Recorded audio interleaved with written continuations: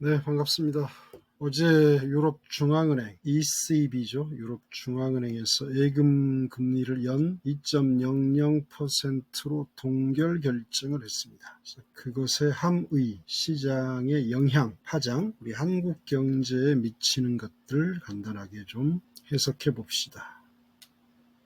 ECB 금리 동결 배경과 그 함의는 유로존이 최근 인플레이션이 ECB 목표치가 2%란 말입니다.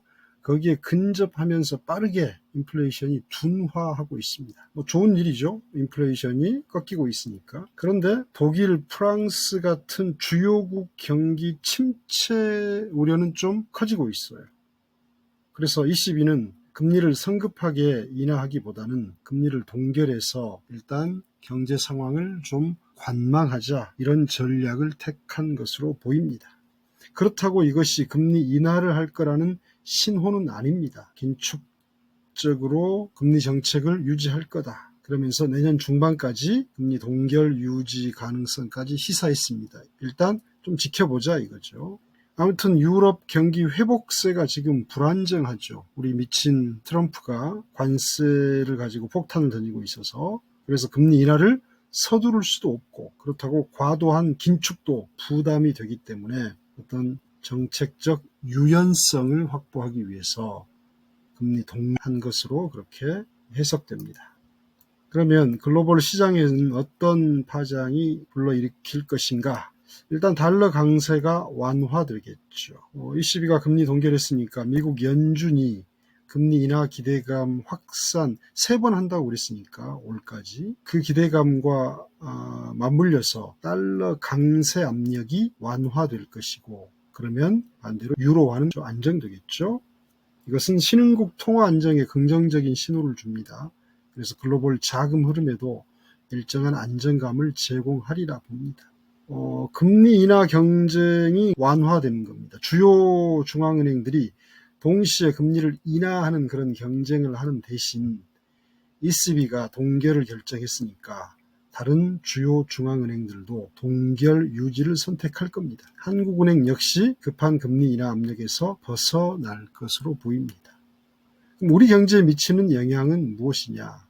일단 원화 가치가 안정을 찾고, 그래서 해외 투자자금 유출 압력이 완화될 것 같습니다. 지난번에 미국이 좀 장난을 쳤지만 이번 ECB의 금리 동결로 해외 투자자금 유출이 멈출 것 같고요. 그리고 이재명 정부의 주식 랠리로 인해서 자금 유출은 더 이상 없을 것 같습니다. 달러 강세 피크가 아웃되고 원화 가치도 안정될 것이다. 그래서 외국인 투자자금 이탈 우려가 완화되고 주식이나 채권 시장 자금 유입에 긍정적인 영향을 끼칠 겁니다. 그래서 한국은행 역시 물가 안정세를 고려하면 당분간 금리를 동결하지 않을까. 연내 소폭 인하 여지는 있지만 당분간은 동결하리라, 이렇게 예측합니다. 그래서 가계부채나 부동산 시장 안정화에도 긍정적인 영향을 끼칠 것 같습니다.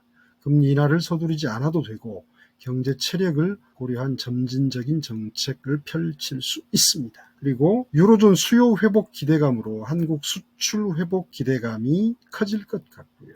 특히 자동차, 반도체, 기계 같은 미국에서 관세로 인한 그 악재를 유럽으로 수출로 만회할 수 있을 것 같습니다.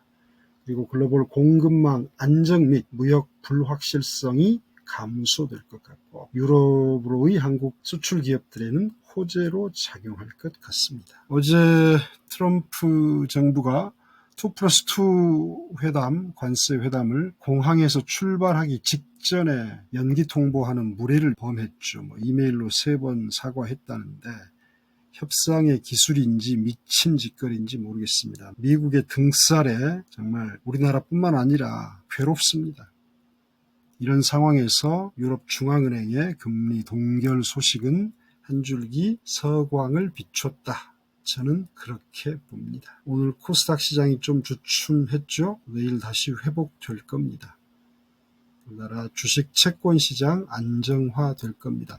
8월 1일 우리가 관세 협상을 성공하든 실패하든 얼마만큼 잘 방어하건 15% 내외가 저는 최상의 방어라고 보는데 15에서 20%로 간다 하더라도 큰 영향 없습니다. 미국인들 지갑만 축 나는 겁니다. 장기적으로. 오늘은 유럽 중앙은행이 미국 트럼프가 벌이는 그런 난장판을 어느 정도 안정화시켜주는 역할을 했다라고 평가하고 싶습니다. 마치겠습니다. 감사합니다.